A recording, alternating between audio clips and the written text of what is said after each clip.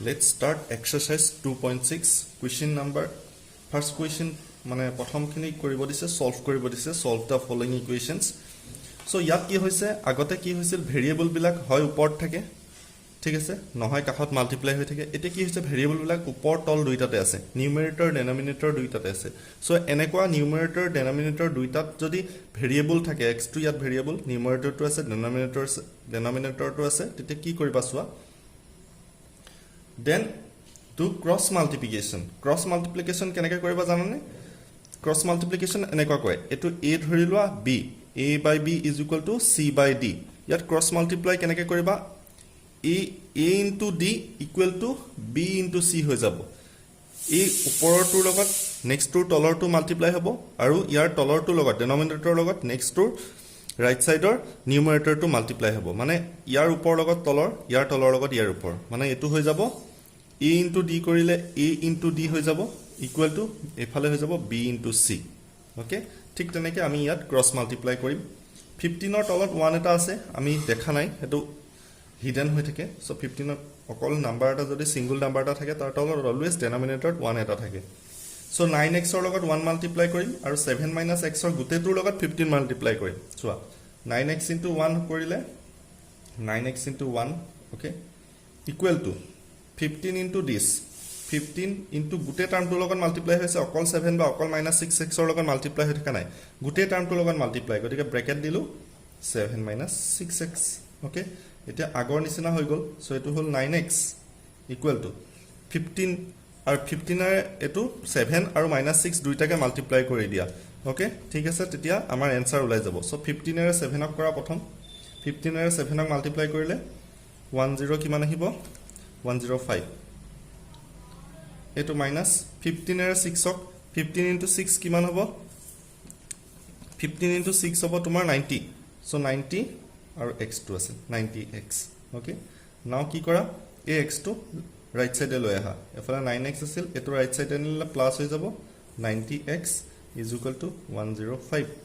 এটো answer 99 plus 90 99x is equal to 105 ঠিক আছে এখানলৈকে হৈ গৈছে so x is equal to কিমান হ'ব 105 99 ইয়াৰ লগত মাল্টিপ্লাই হৈছিল ইয়াৰ এফালে গলে ডিভাইড 105 by 99 সো কিবা কাৰণত নিউমাৰেটৰ ডিনমিনেটৰ কেনসেল যায় নেকি সোৱা 3 ৰে দুইটাকে কেনসেল যাব 3 3 33 399 আৰু 3 ৰে 35 টাইমছ যাব ওকে 35 টাইমছ যাব so x is equal to কিমান পাই গলো ফাইনালি 35 by 33 এটো আমাৰ आंसर নেক্সট সোৱা 5 নাম্বাৰটো কৰো ঠিক তেনেকৈ ক্ৰস মাল্টিপ্লাই ইয়াৰ নিউমাৰেটৰ লগত নেক্সট টু ডিনমিনেটৰ আৰু ইয়াৰ ডিনমিনেটৰ লগত ৰাইট সাইডৰ নিউমাৰেটৰ সো মাল্টিপ্লাই কৰো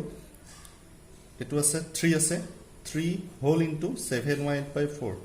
7y plus 4 ইকুৱেল টু এই দুটা ক্ৰস মাল্টিপ্লাই -4 এফালে আৰু ইয়াত y plus 2 সো বুজি পাইছা সো ইয়াৰ এই টাৰ্মটোৰ লগত 3 আৰু এই টাৰ্মটোৰ লগত -4 ওকে জাস্ট ক্ৰস মাল্টিপ্লাই ইয়াৰ লগত ইয়াৰ লগত so 3 7 21y plus 3 into 4 12 3 रे 7y को এবাৰ মাল্টিপ্লাই হ'ব আৰু 4 কো হ'ব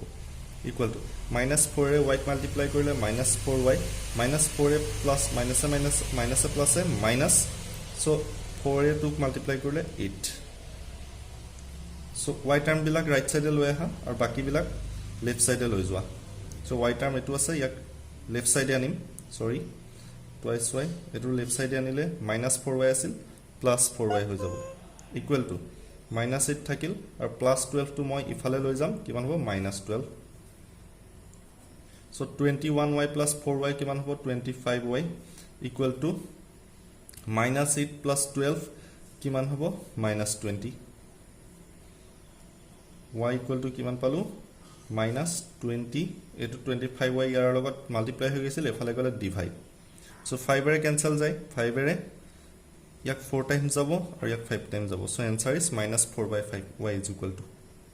ঠিক আছে next question number 6 the ages of Hari and Hari are in the ratio 5:7 Hari আৰু Hariৰ বয়সৰ অনুপাত 5:7 4 years from now 4 বছৰ পিছত the ratio of their ages will be 3:4 4 বছৰ পিছত সিহঁতৰ বয়সৰ অনুপাত হ'ব 3:4 find their present ages সিহঁতৰ বৰ্তমান বয়স উলিয়াব দিছে ঠিক আছে হৰি আৰু হাৰিৰ এজৰ ৰেচিও দিয়া আছে 5:7 সদায় ৰেচিও দিয়া থাকিলে আমি ধৰি লম ৰেচিওটোতে x ধৰি let present যিটো ৰেচিও দিয়া আছে হেতু present ratio present ages of Hari কিমান হ'ব হৰি 5x আৰু হাৰিৰ কিমান হ'ব 7x কাৰণ 5:7 ৰেচিও দিয়া আছে and Hari B 7x okay 4 years later 4 years later মানে 4 years from now ratio কিমান হ'ব 3:4 4 years later প্ৰথম হেতৰ age টো কিমান হ'ব চোৱা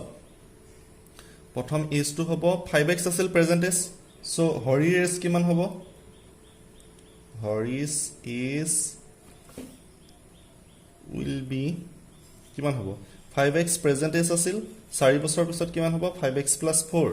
তাৰ পৰা Hari's age will be Hari's age কিমান হ'ব 7x present age আছিল আৰু 4 বছৰ পিছত 4 এটা এড হৈ যাব ওকে সো এটা present age ratio ধৰিলো 5x আৰু 7x আৰু 4 বছৰ পিছত হেতৰ age হ'ব এটাৰ হ'ব 5x + 4 Hari's আৰু Hari's হ'ব 7x + 4 okay এতিয়া কি দিছে according to question কি কৈছে চোৱা 4 years from now the ratio of their ages will be 3:4 মানে 4 বছৰ পিছত হেতৰ ৰেচিওটো হৈ যাব 3/4 সো 4 বছৰ পিছত বয়স কিমান আছিল এটাৰ আছিল 5x + 4 ৰেচিও বুলি কোৱা লগে লগে ডিভাইড মনত ৰাখিবা ৰেচিও বুলি কোৱা লগে লগে ডিভাইড 5x + 4 আৰু 7x + 4 ratio মানে divide okay so Hari's age to ratio আৰু Hari's age or ratio যোনটো হ'ব মাজত divide হ'ব equal to কিমান ratio দিছে 3:4 3:4 মানে 3/4 okay বুজি পালা so Hari's age to আছিল 5x + 4 আৰু Hari's age আছিল 7x + 4 4 বছৰ পিছত আৰু সিহঁতৰ ratio হৈ গৈছে 3:4 মানে 3/4 okay ঠিক এটো আগৰ নিচিনাকে আমি ক্ৰস মাল্টিপ্লাই কৰিলে आंसर ওলাই যাব ক্ৰস মাল্টিপ্লাই কৰো 5x + 4 * 4 4 whole into 5x + 4 cross multiply এখিনিৰ লগত ইয়াক আৰু এখিনিৰ লগত ইয়াক আৰু 3 * 7x + 4 সো 4 টোৱে দুইটাক মাল্টিপ্লাই হ'ব 20x 4 এবাৰ 5x ক মাল্টিপ্লাই এবাৰ 4 ক মাল্টিপ্লাই 4 * 5 20x + 4 * 4 16 3 * 7 21x plus 12 3 * 4 12 এবাৰ 3 এ 7x ক মাল্টিপ্লাই এবাৰ 3 এ 4 ক মাল্টিপ্লাই সো x টার্ম বিলাক মই লেফট সাইডে বা রাইট সাইডে যিকোনো এটা সাইডে লৈ আহো লেফট সাইডে লৈ আহো 20x - 21x সো এটো লেফটত লৈ গল রাইটত থাকিল 12 থাকিল আৰু 16 টো মই ইফালে লৈ যাও -16 অলপ ইফালে কৰিছো হি আনি দে এইখিনি বাহি মই ইয়াত কৰিছো সো সোৱা 20x ৰ পৰা 21x গলে -1x equal to 12 ৰ পৰা 16 গলে কিমান থাকিব -4 এফালেও মাইনাস এফালেও মাইনাস দুইটা সাইডে মাইনাস থাকিলে মাইনাস উঠাই দিব পাৰো সো এফালে থাকি গল অকল x 1 টো নি লিখিব পাৰা 1 থাকে সবই লগত x equal to 4 so x ৰ ভ্যালু পাই গলো আমি 4 সো কোৱেশ্চনত কি খুদিছে find their present is to খুদিছে সো present is কিমান ধৰিছিলো এটাৰ 5x এটাৰ 7x therefore Hari's apostrophe s মানে ৰ বুজাই Hari's present is equal to কিমান আছিল 5x মানে কিমান হ'ব 5 * 4 is equal to 20 years ঠিক তেনেকে Hari HARRI Hari's present is লিখি থাকা নাই মই বাৰে বাৰে ডট ডট দি দিছো কিমান আছিল 7x so 7x ৰ ভ্যালু পালো 4 is equal to 28 years okay এটাৰ পালো 20 years এটাৰ পালো 28 years হৈ গল so question number 7 soa the denominator of a number is greater than its numerator by 8 okay এটা সংখ্যাৰ কি হৈছে যোনটো হৰটো মানে denominator টো কি হ'ব ডেনমিনেটৰটো